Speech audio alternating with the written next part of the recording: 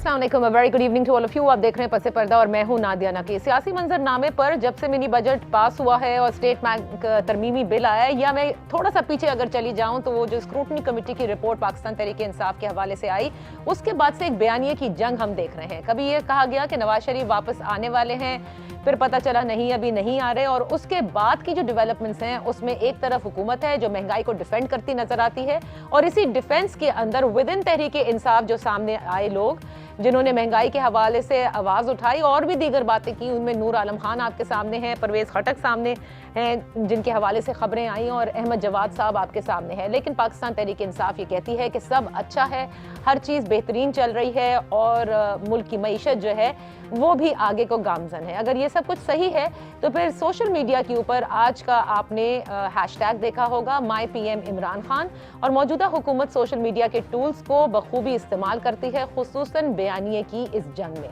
Opposition के बयानिए का अगर बात करें हम, चाहे वो पीपल्स पार्टी हो या पाकिस्तान मुस्लिम लीग नून हो, हर दिन हर रोज हर पल ये कहते हैं कि हुकूमत के जाने के दिन करीब आ गए हैं, आज नहीं तो कल चली जाएगी। लेकिन साथ ही फिर ये आवाजें भी आती हैं कि दोनों ऑपोजिशन बड़ी जमातें जो हैं पीपल्स पार्टी और पीएमएलएन आपस में मुत्तहद नहीं। एक हल्का कहता है अगर हम मुत्तहद हो गए तो हुकूमत को घर भेज देंगे, दूसरी जानिब पीएमएलएन का एक हल्का ये भी कहता है कि अगर मौजूदा हुकूमत की सपोर्ट चली जाती है तो अददी अक्सरियत इन हाउस तब्दीली के लिए खुद ब खुद पूरी हो जाएगी। पीपल्स पार्टी के चेयरमैन कहते हैं अगर उनके फॉर्मूले पर अमल दरामद किया जाए तो जमहूरी तरीके से मौजूदा हुकूमत को घर भेजा जा सकता है। अब क्या दोनों अतराफ में ये एक फाइनल मैच या मैच का फाइनल राउंड चल रहा है, या ये सिर्फ एक बयानिए की जंग है? और 2023 में जैसे कि इलेक्शन का टाइम आएगा, मौजूदा हुकूमत अपने 5 साल मुकम्मल भी करेगी और 23 में ही इलेक्शन होंगे। इसी सब में ये भी आपको बताते चलें कि सदारती निज़ाम मुल्क की बका के हवाले से भी एक हैशटैग कई दिन से, गुज़िश्ता 3 रोज से तो बहुत ही ज़्यादा चल रहा है, आज भी टॉप ट्रेंडिंग के अंदर ये भी हमें नज़र आया कि नंबर 4 पर है। इस पर भी बात कर लेंगे कि क्या ये वाकई जैसे ऑपोजिशन और खुसूसन नून लीग कहती है कि तवज्जो हटाने के लिए किया जा रहा है, या इसके पीछे भी कुछ है। मेरे मोहतरम मेहमान तज्जिया करेंगे इन तमाम बातों का। आज हैं ब्रिगेडियर फारूक हमीद, कमर चीमा और मुजम्मिल सोरवर्दी हमारे साथ। आप तीनों मेहमानों का बहुत शुक्रिया। ब्रिगेडियर साहब, जब ये हैशटैग आप देखते हैं कि माई पीएम इमरान खान, और इस पे सारे वुज़रा जो हैं वो भी इस हैशटैग के ऊपर लिखते नजर आते हैं, इसकी जरूरत क्यों आपके नजदीक महसूस की जा रही है? बिस्मिल्लाहिर्रहमानिर्रहीम, बहुत शुक्रिया। उसकी वजह यह है कि एक तो उनका पीटीआई का जो मीडिया सेल है, जाहिर बात है वो बहुत स्ट्रांग है अपना खासकर ये सोशल मीडिया और इन तमाम मामलात में। तो क्योंकि हार्डली रिसेंटली ये 2-3 केसेस आए हैं जिसमें नूर आलम साहब जो कि साबिक पीपल्स पार्टी के हैं और फिर आगे अपना, मैं तो उनको पॉलिटिकल अपॉर्चुनिस्ट बोलूँगा, वो हो गए। उन्होंने जो कुछ कमेंट्स पास किए about the first 3 rows in the National Assembly, जाहिर बात है उसमें इमरान खान के वज़रा वो भी शामिल, उनको उन्होंने टारगेट किया। और इसी तरह परवेज खटक साहब ने की भी थोड़ा गर्मा गर्मी हुई है, या जो भी आप उनको कहें, नाराजगी है। और वो खुद भी आपको पता है एक डाउटफुल कैरेक्टर बनते जा रहे हैं पीटीआई में, क्योंकि वो इधर भी खेल रहे हैं, वो उधर भी खेल रही हैं, playing on both sides of the wicket. खासकर अपने खानदान को प्रमोट करने में केपी में और लोकल गवर्नमेंट इलेक्शन में की नाकामी में मेरा ख्याल उनका भी एक बड़ा रोल रहा है। और तीसरा जारी बात है ये बाबर का, अहमद जवाद साहब जो है, आपके प्रोग्राम में मैं भी था, तो उन्होंने जो गुफ्तगू की है, तो उससे एक तासुर ये देना है, एक कैंपेन है, social media campaign by the PTI के all is well in the party. और ये जो कुछ हुआ है, ठीक है, एक जमहूरी पार्टी में ये होता है, ठीक है, sir, it is just for all is well in the party. Muzammil, आप भी इसको all is well in the party देखते हैं? क्योंकि किसी भी जमात को जो बरसरे इक्तदार हो, जिसका लीडर वजीर आजम पाकिस्तान हो, उसको इस रीइटरेशन की जरूरत कब पड़ती है?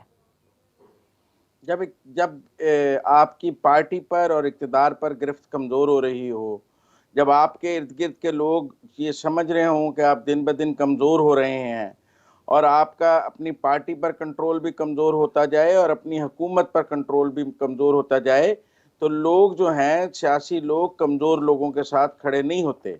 सियासत कमज़ोर दिल लोगों का और कमज़ोर लोगों का काम नहीं है, ये ताकतवर लोगों का और मजबूत लोगों का खेल है। जब आपके हाथ से ताकत चली जाती है तो फिर आप तन्हाई का शिकार हो जाते हैं। और ऐसे मौक़ों पर हमने माजी में भी देखा है कि जाने वाला जब हाथ पांव मारता है, जब वो तड़पता है, तो वो इस किस्म की हरकतों से खुद को बचाने की कोशिश करता है। लेकिन जो चीज नविश्ता दीवार हो, जिन्होंने फैसला कर लिया हो भेजने का, वो ना इन चीजों से इम्प्रेस होते हैं। और ये भी मैं आपको यकीन दिलाता हूं कि आज जो हैशटैग में कह रहे हैं आरपीएम, वो दिल से नहीं कह रहे हैं। अच्छा। उनकी साइयां भी कहीं और हैं और बधाइयां कहीं और हैं। वो इस वक्त चूंकि मिडल ऑफ द फेज है, दरमियान में है, फेंस सिटर्स हैं, लिहाजा इधर भी खुश रखो उधर भी खुश रखो।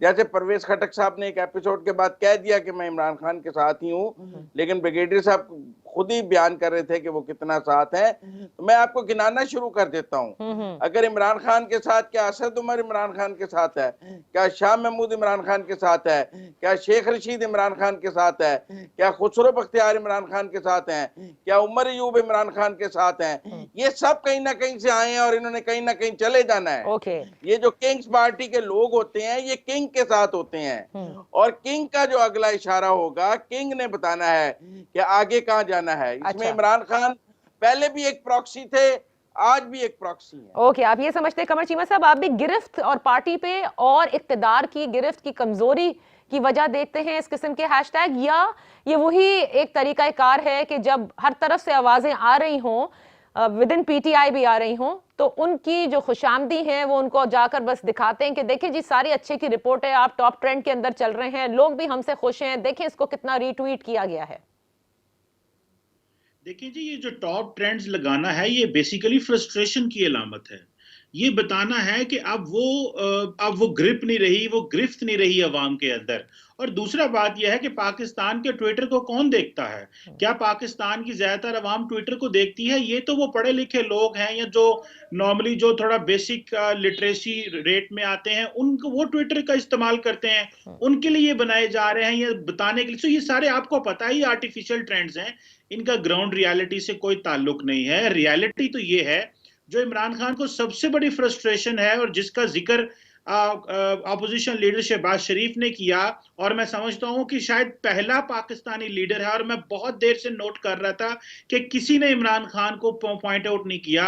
शहबाज शरीफ साहब ने पहली दफा पॉइंट आउट किया है कि इमरान खान बैड गवर्नेंस और बैड इकोनॉमिक परफॉर्मेंस का जो मुतबादिल है, वो मजहब का इस्तेमाल कर रहे हैं। ये जो मजहब कार्ड है, इमरान खान मौलाना फजलुर रहमान को और मजहबी सियासी जमातों को पूरी जिंदगी कहते रहे कि आप इस्तेमाल कर रहे हैं, और आखिर में पता चल रहा है कि इमरान खान साहब मजहब कार्ड खेल रहे हैं। और वो देखें, ये जितना मजहब कार्ड खेल रहे हैं, ये बेसिकली वो समझ रहे हैं कि मेरे से परफॉर्मेंस नहीं हो पाई, तो अवाम को बेवकूफ बनाने का एक ही तरीका है, उनको उनकी अटेंशन डाइवर्ट कर दो कि मैं नेक हूं, मैं पारसा हूं, मैं अच्छा हूं, मैं देखो इस्लाम की तबलीग कर रहा हूं, मैं अल्लाह कर से डरता हूं, मैं नबी पाक सल्लल्लाहु अलैहि वसल्लम का मानने वाला हूं, और मैं करप्ट नहीं हूं, और मुझे भूलना मत, और मेरे से डिलीवर नहीं हुआ, और मैं आइंदा ठीक रहूंगा। और देखें वो आप देखें ना, उनके सोशल मीडिया पे क्या चल रहा है कि हमने अगले इलेक्शन की तरफ नहीं देखना, हमने अगली नस्ल की तरफ देखना है। बिल्कुल।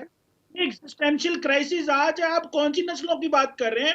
बचाना तो आज है आपने, आप हमें इतनी लंबी स्टोरी ना सुनाए, आज जो अपने 5 साल है उसके बाद जवाब दें आप। ओके, तो आपने भी यही कहा कि ये बेसिकली फ्रस्ट्रेशन है जिसकी वजह से ये ट्रेंड्स बनाए जाते हैं, लेकिन एक बात बड़ी अहम मुजम्मिल ने भी इस सेगमेंट में कही, नविश्ता दीवार पे जो लिखा हो तो फिर उससे आप बच नहीं सकते। तो फिर ये जो निज़ाम की तब्दीली की बात है, ये कहाँ से आ रही है? क्योंकि इस पर भी बड़े इंटरेस्टिंग किस्म की डिबेट्स पहले भी हो चुकी हैं, और इसके बारे में सुनगुन का आगाज़ हुआ ही जब मौजूदा हुकूमत बरसरे इक़्तिदार आई थी। इस ब्रेक के बाद अपने मोहतरम मेहमानों से पूछते हैं कि ये कहाँ से जो बातें हैं वो उठ रही हैं। Right after this one.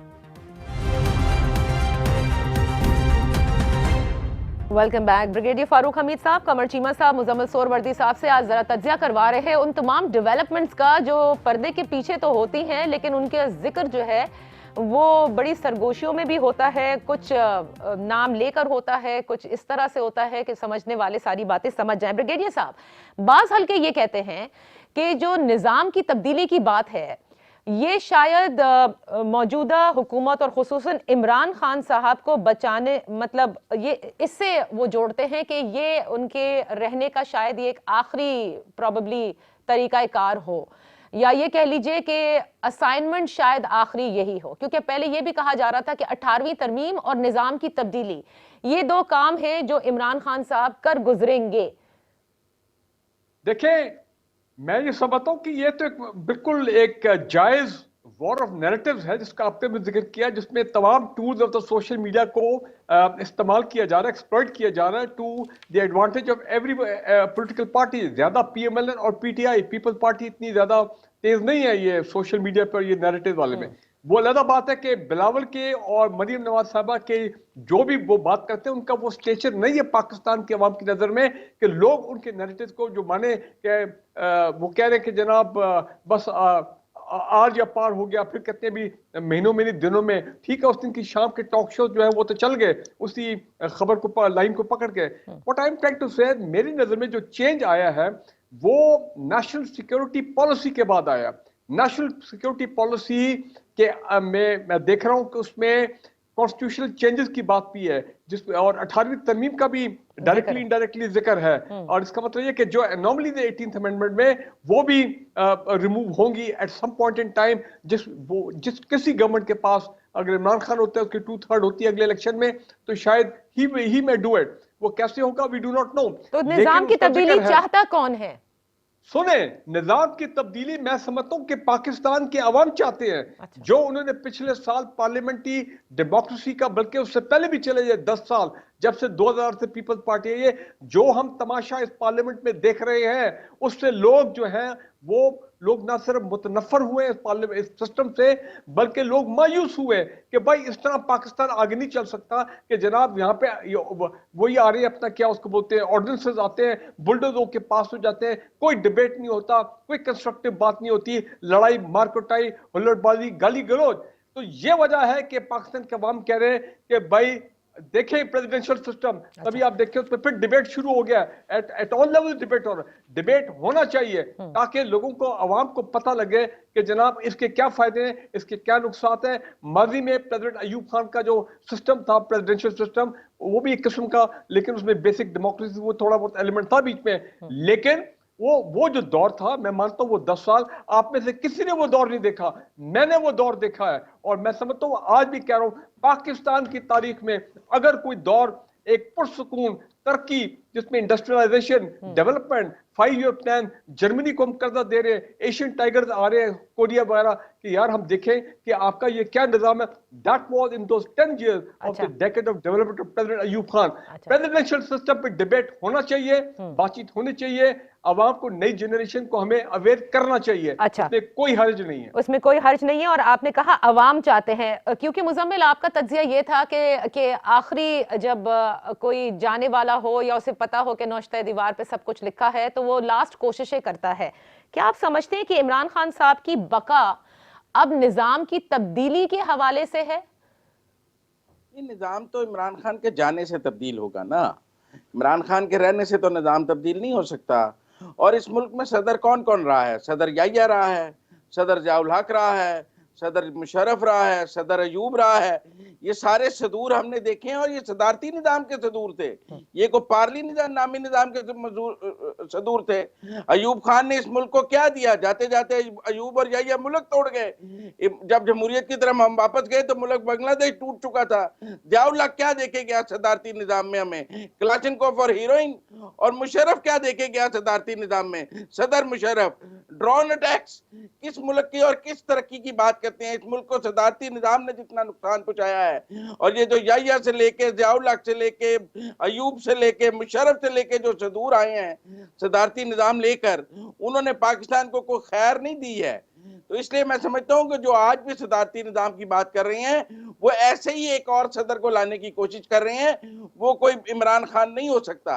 ये इमरान खान के पैकअप के बाद क्या होना है, क्या मुल्क ने आगे जमहूरियत चलनी है, इस मुल्क की बाकी बड़ी सियासी जमातें किसी हाइब्रिड निजाम पर मुत्तफिक हो पाएंगी कि अच्छा जी हम भी वही काम आपके लिए कर देते हैं जो इमरान खान साहब ने प्रॉक्सी बन के किया है, या वो प्रॉक्सी बनने की और हाइब्रिड निजाम के लिए नहीं मानेंगे तो फिर हम कोई सदारती निजाम का एडवेंचर कर लें, क्योंकि बहरहाल हमने हेजमनी तो खत्म नहीं करनी है।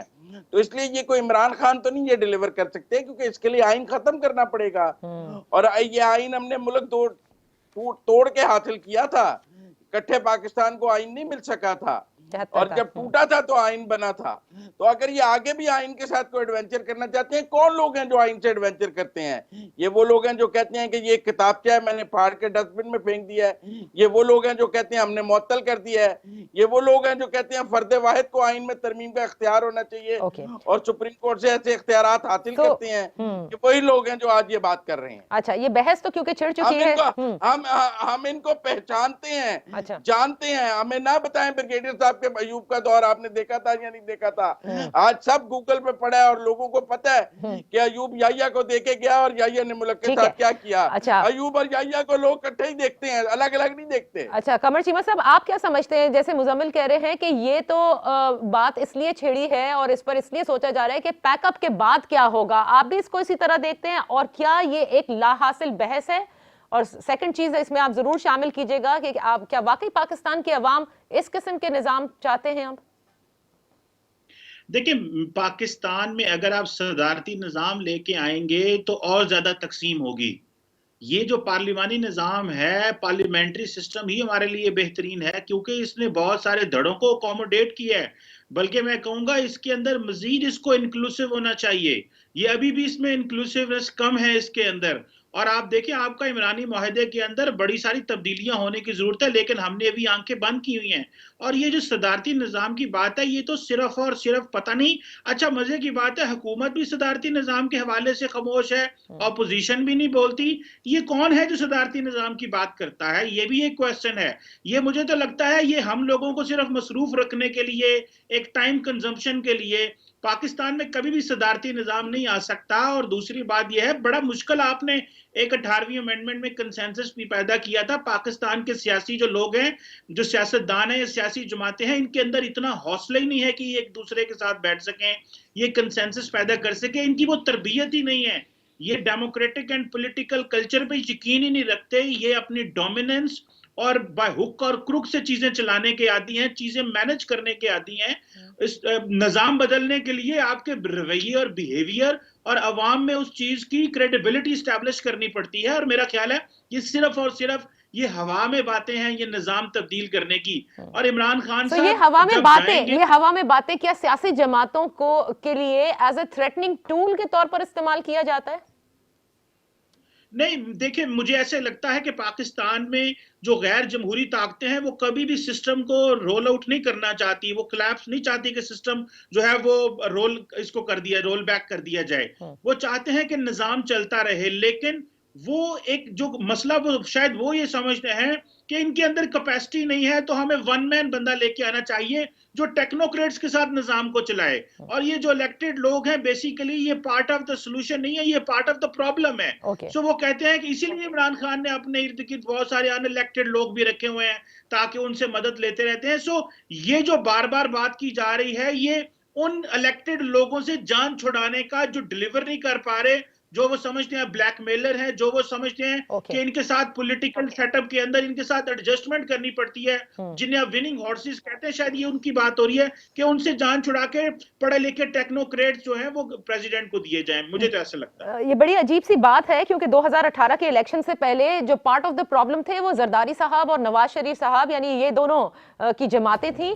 और सोल्यूशन जो थे वो इमरान खान साहब ही। इलेक्शनरिंग के दौरान आप देखते थे कि किस किस्म के तज्जिए भी सामने आते थे। अब अगर इमरान खान भी पार्ट ऑफ द प्रॉब्लम बन गए हैं तो ये बड़ी अजीब बात है।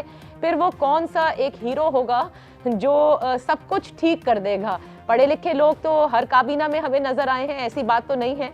इस काबीना में इंतहाई पढ़े लिखे लोग हैं और ज्यादातर मुशर्रफ साहब की हुकूमत के वो टेक्नोक्रेट्स भी शामिल हैं। अगर फिर भी ये नहीं चल पा रहा तो फिर क्या गारंटी है कि कोई भी निज़ाम की तब्दीली के बाद वो निज़ाम भी चल पाएगा? मैं एक छोटी सी ब्रेक लेती हूँ। ब्रेक से वापस आकर इसी निज़ाम की तब्दीली से रिलेटेड दोनों अतराफ से, चाहे वो अपोजिशन हो या हुकूमती सफ़े हों, कुछ ऐसी बयानबाजी आई जिसको हम ममनुआ करार करेंगे, क्योंकि इसके बारे में कहा गया कि ऐसी कोई बात न की जाए। लेकिन अगर हुकूमत ही इस बात का आगाज़ कर रही है तो माजरा क्या है? Right after this one.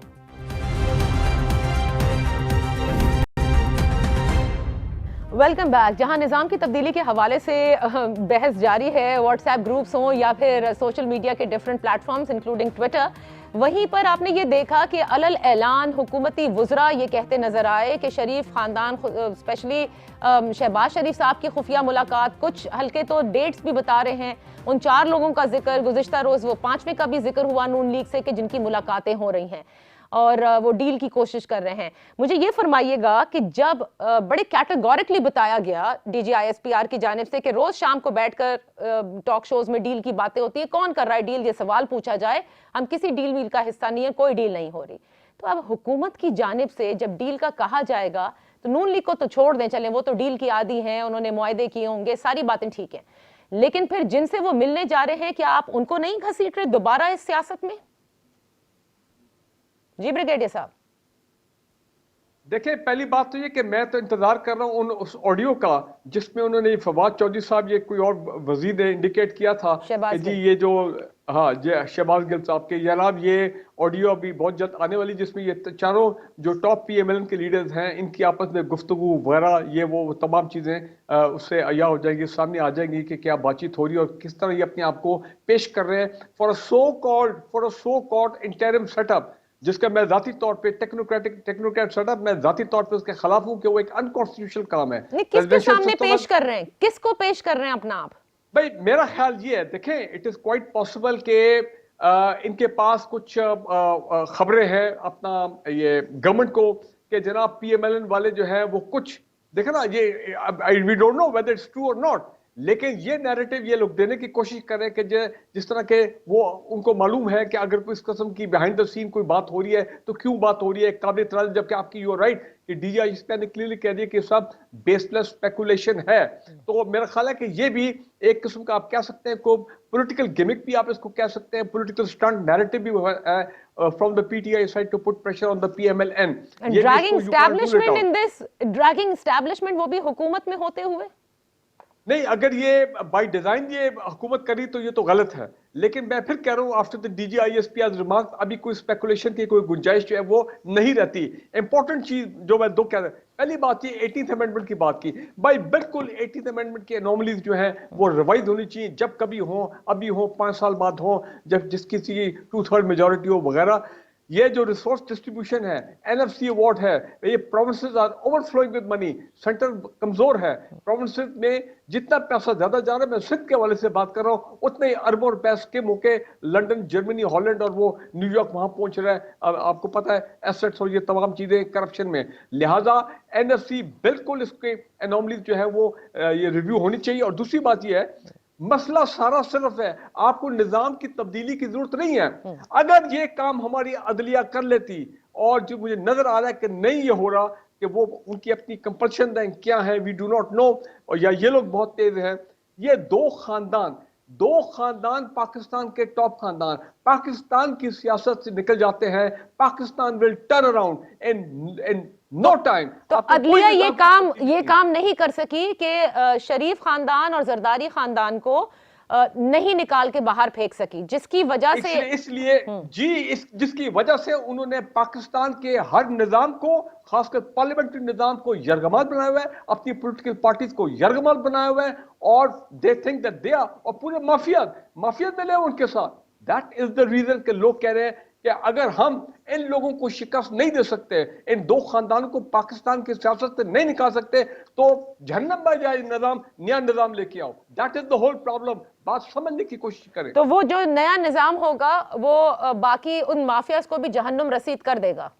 भाई देखे ना, जब ये दो मेन जो किंग मेकर्स हैं, ये माफिया के जो सारे बादशाह हैं मनी लॉन्ड्रिंग के और ये स्किमिंग के और ये करप्शन के, लूट मार के, जब ये नहीं होंगे पाकिस्तान के सियासी मंजरनामे पे, दिल बी आउट ऑफ पॉलिटिक्स, तो हालात बेहतरी की तरफ जाएंगे।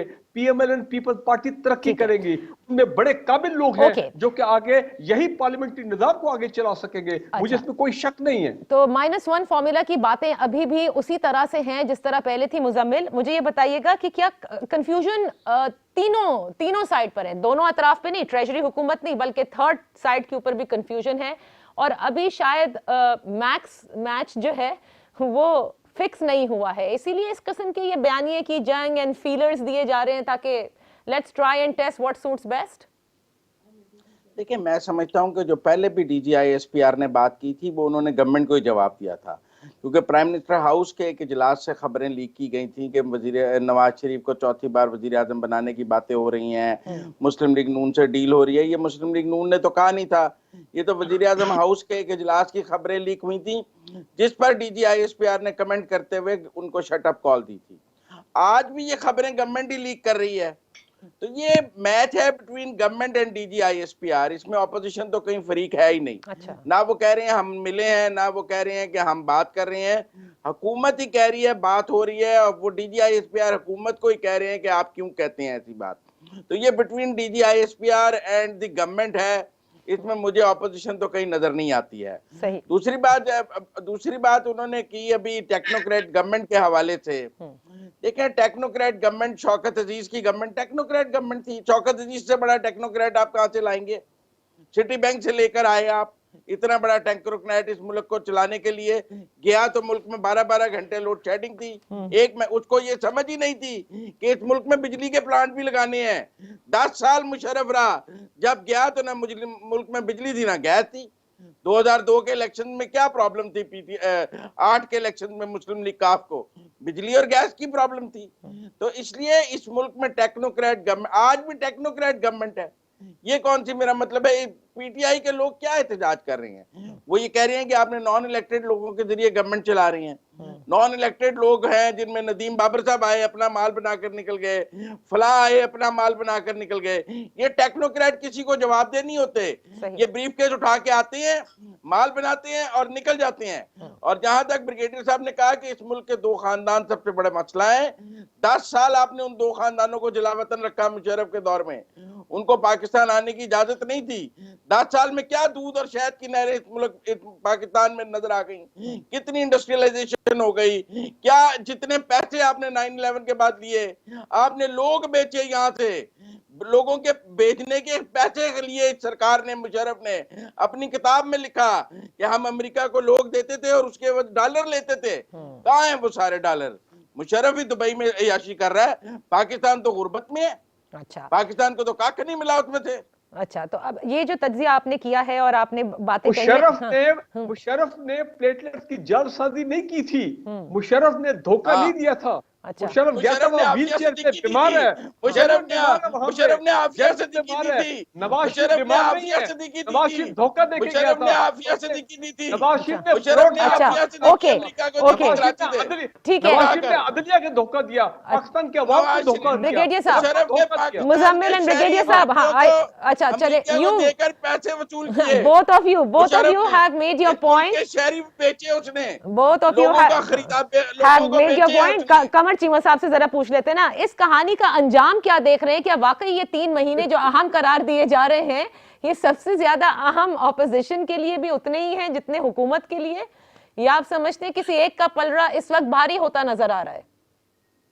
देखिए, ऑपोजिशन तो जो है वो ऑपोजिशन कर नहीं रही, वो भी वेले बैठे हुए हैं और टाइम जाया कर रहे हैं और सिर्फ इंतजार कर रहे हैं कब इमरान खान का टाइम खत्म हो और वो पॉलिटिक्स वो शुरू करें। और दूसरा ये है कि ऑपोजिशन हो और हुकूमत हो, दोनों एक खास वक्त का इंतजार कर रहे हैं और वो 2023 के इलेक्शन की तैयारी करना चाहते हैं। ना ऑपोजिशन हुकूमत को डिस्टर्ब करना चाहती है और ना हुकूमत परेशान है, अपोजिशन कोई ऐसी साजिश कर सकती है। इमरान खान साहब के लिए इंपॉर्टेंट टाइम है कि वो he is the only person who is answerable. वो पार्टी के अंदर भी आंसरेबल है, मुल्क को भी आंसरेबल है, अदारों को भी आंसरेबल है कि बिकॉज उन्होंने बहुत सारे प्रॉमिसेस जो टॉल क्लेम्स किए हुए थे वो डिलीवर नहीं कर पाएंगे, तो ऑब्वियसली लोग भी पूछेंगे, पार्टी भी पूछेगी। तो और दूसरा यह है कि इमरान खान जो है वो जिस तरह की बयानबाजी कर रहे हैं या जिस तरह मैंने पहले कहा मजहब कार्ड का इस्तेमाल कर रहे हैं, तो इससे लगता तो यह है कि Imran Khan he is with the defeated mindset के साथ वो आए हैं, लड़ेंगे इलेक्शन और बस वो जिसे कहते हैं ना, अब उन्होंने कुछ तो करना है। सो ये देखें, सिंपल सी बात है, जब उनके पास पैसा लगाने को नहीं है, आपके मुल्क का मेन GT रोड टूटा हुआ है, सड़कें सारी टूटी हुई हैं और जो हुकूमत के लोगों के पास पैसे नहीं है कि वो कॉन्स्टिट्यूंसीज में जा सकें। ऑपोजिशन इतने अच्छे अंदाज से जो है वो उसको तो इमरान खान के कुछ कहने की जरूरत ही नहीं है। अच्छा। अवाम खुद ही गालियां दे रहे हैं, भले महंगाई हो, खाद हो, कुछ और हो। सो ऑपोजिशन भी खामोश है और हुकूमत भी खामोश है। सिर्फ ये कुछ 6-8 महीने साल का इंतजार है, फिर मेन इलेक्शन हो जाएंगे और बाकी दूध का दूध और पानी का पानी लोकल बॉडी इलेक्शन कर देंगे। सो ये 5 साल मुकम्मल होते आपको नजर आ रहे हैं? जी बिल्कुल। आपको ब्रिगेडियर साहब? बिल्कुल, दैट इज, ये तो मैं कह रहा हूँ, ये बिल्कुल। सारी मुज़म्मिल, आपको? narratives- देखें, पाकिस्तान में पार्लियामेंट 5 साल मुकम्मल करती है, वजीर आजम नहीं।